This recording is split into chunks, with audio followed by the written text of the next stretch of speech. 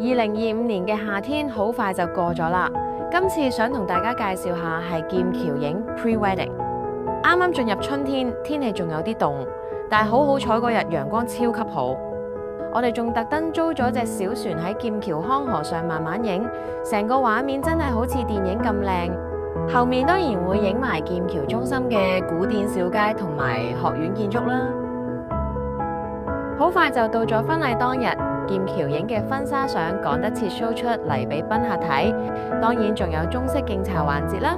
專業嘅新娘化妝當然唔少得啦，姊妹們同新娘影相嗰陣時都超感動啊！兄弟們睇嚟都準備好啦。英國嘅6月份天氣超級好，啱晒可以喺戶外舉行婚禮。介紹翻先，其實直到2021年7月之前，英國都唔可以喺戶外合法註冊結婚㗎。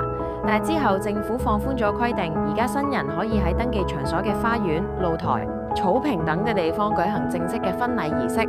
今次婚禮最驚喜嘅係新郎仲秘密同兄弟準備咗幾首歌，喺婚禮當日親自唱俾新娘聽，嗰一刻真係超感人。